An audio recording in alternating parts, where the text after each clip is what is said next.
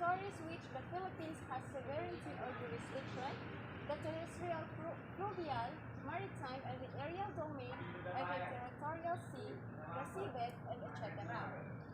The Article 2, Declaration of Principles, it contains 28 sections divided into two parts.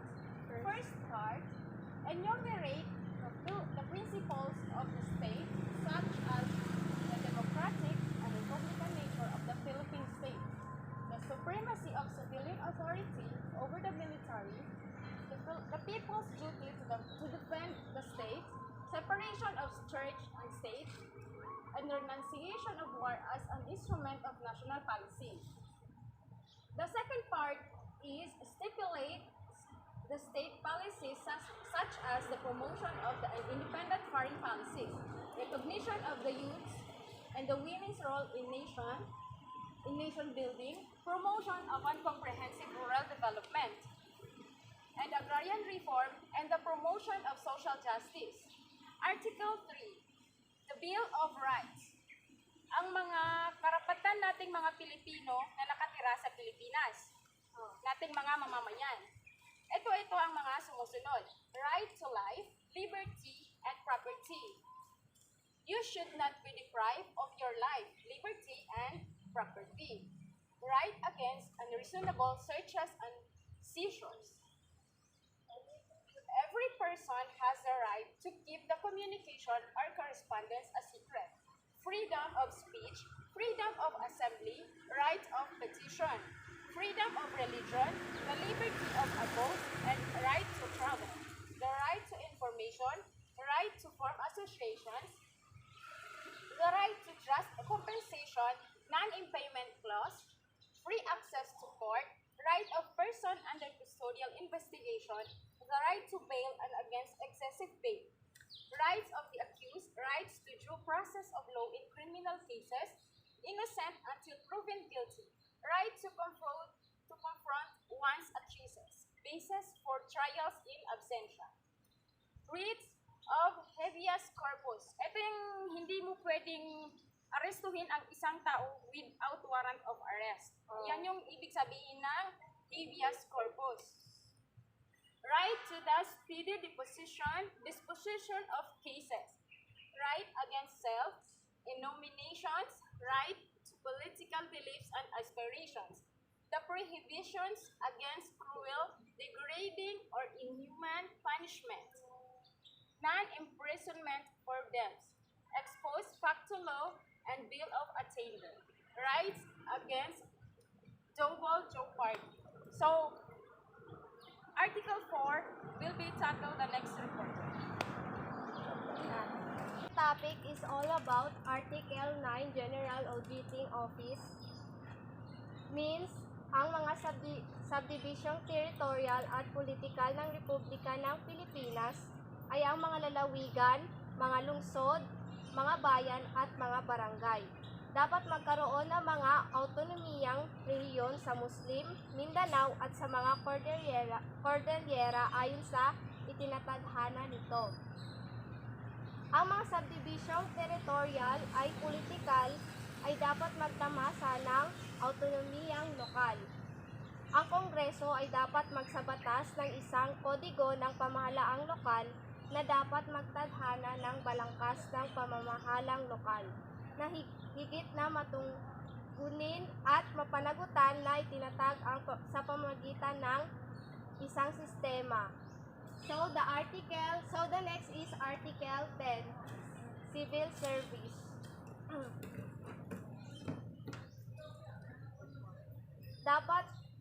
Ang Article 10 is dapat na may karapatan ng mga pamahalaang lokal sa arampatang kaparte sa mga bunga ng paggamit at paglinang ng kayamanang pambansa na nasa kanilang mga lugar.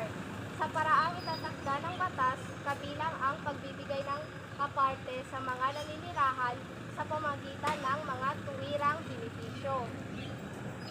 So, the Article 11 is conservation and utilization of natural resources. Ang alinmang lalawigan, lungsod, or bayan o barangay ay hindi maaaring likain, hatiin at pagsamahin, Huwagin o lubhang baguhin ang hangganan nito maliban kung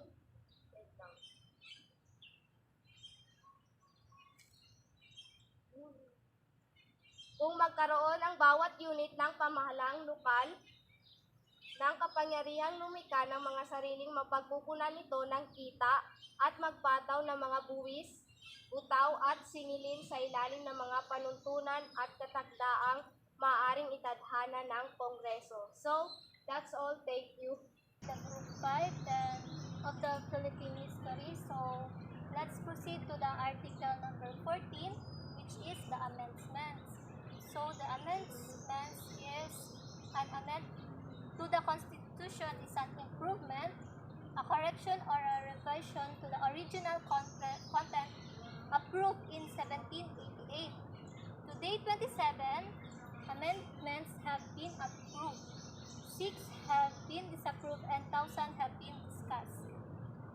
So amendments is a formal or official change made to a law, contract, constitution, on other legal document.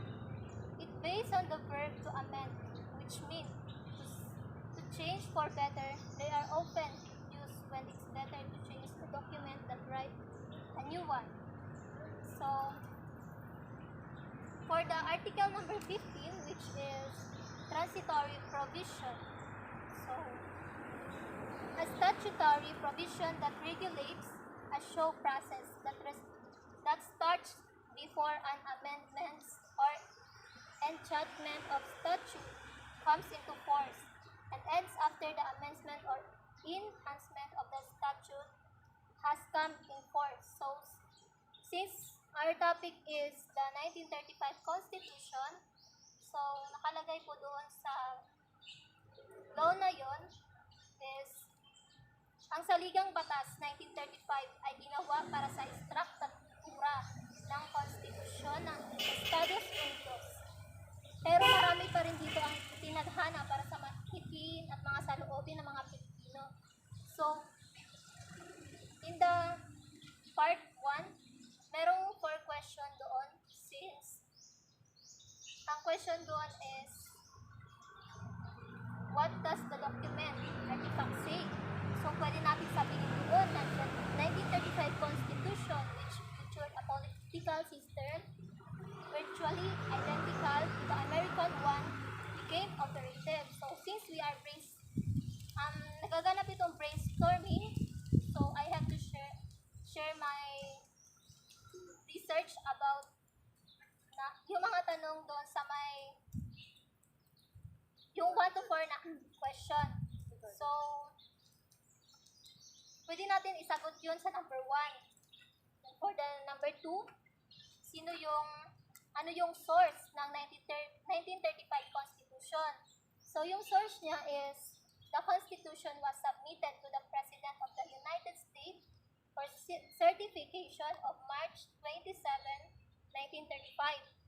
So, yung taon na yun is, nandun na po yun si Ferdinand Marcos. So, ang author na naman ng source na yun is, pwede natin siyang sabihin na si Manuel Rojas. So, I hope you understand the article number 14 and 15. So, let's proceed to the next one. Good day, everyone. My topic is article number 12. Conservation and utilization of natural resources. So, it is well known as recorded that the forests of Southeast Asia, including those of the Philippines, are the most biodiverse terrestrial ecosystem on Earth. These forests, however, face serious threats from social and economic development. The factors that contribute to forest loss and degradation include shifting cultivation, cash cropping, forward collection, livestock raising, unsustainable logging, and anthropogenic fires. Intensified by exceptional droughts, the underlying causes of forest problems are poverty, overpopulation, inequitable and nature regimes, misguided policies, wake of government and debt burdens. So the next one is Article 13, General Provisions. General provision are balance sheet items representing funds set aside by the company as asset to pay for participated future losses. The amounts set aside are based on estimates of future losses. Lenders are required to set up general provision every time they make a loan in case borrowers default. And that's all. Thank you. So let's proceed to the Article 7, which is the Executive Department. So, Executive Department, the branch carries out the enforcer laws. It includes the President, Vice President, the Cabinet, Executive Department, independent agencies, and other board, commission, and committees. So, dito sa Executive Department, no, so nabilong dito yung President, Vice President, and Cabinet. So, yung mga nabanggit kanina is sila yung may mga important na role dito sa Executive Department. So, first dito is yung President. So, the President leads the country. He or she is head of state, leader of the national government, and commander-in-chief, all of armed forces of the Philippines. The President served a 6 year term and cannot be re-elected. So, base doon, so yung President daw is siya yung head ng lahat ng mga department. So, yung president daw is hindi na siya, yung term niya lang daw is 6 years. So, within 6 years, hindi na siya pwede i-elect ulit. Kasi tapos na yung termino niya. So, nasunod dito is yung vice president. So, the vice president support the president. If the president is unable to serve, the vice president become president. He or she serve as 6 years term. So, yung vice president naman is, ang role niya is, ganun pa rin. Pareho 6 lang din. years, yes. Hindi 6 siya years pwedeng pa rin. tumakbo after 6 years. Hindi na rin siya, pwede siya, pwede, pero president na yung tatakbuhan niya, hindi na. Hindi na yung president. ulit na vice president. So, As a president may role ka. dito yung vice president.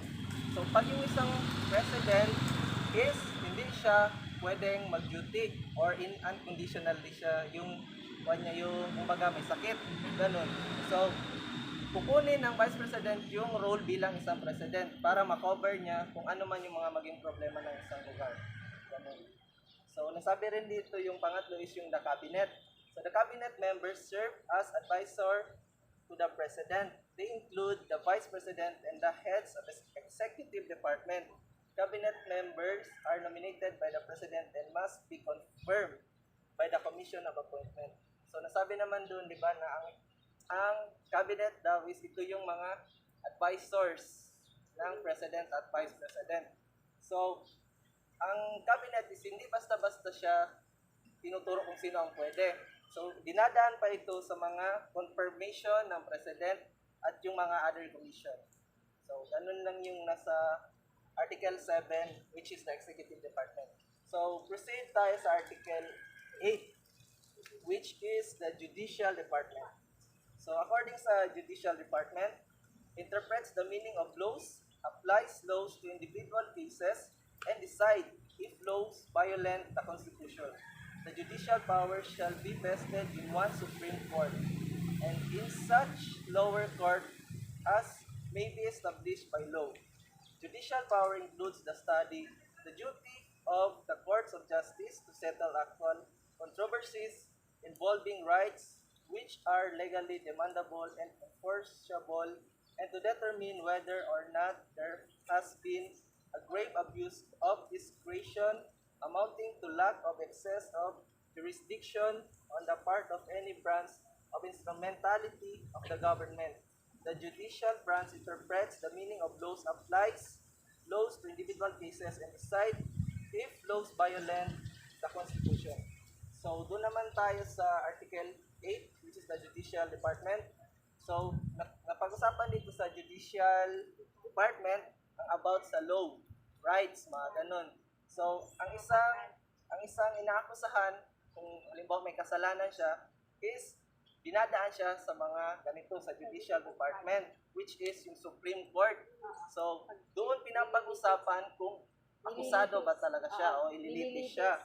So, doon pa lang is ine-explain na sa kanya kung ano ba yung mga nalabag niya na mga law or mga rules. Yes, kung ano yung mga karapatan niya.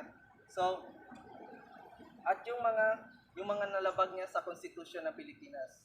Ganun yung napabilang sa Article 8, which is the Judicial Department.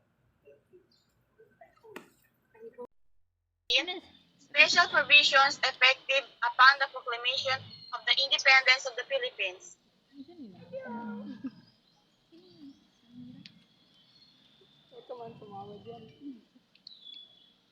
Wait lang, guys. Philippine Independence Act. The Constitution was crafted to meet the approval of the United States government and to ensure that the United States would live up to its promise to grant independence to the Philippines. To key provisions, Bill of Rights for Filipinos, appointment of two non-voting Filipino resident commissioners as representative to the United States House of Representatives. 1935 Constitution, Article number 17. The Commonwealth and the Republic. The 1935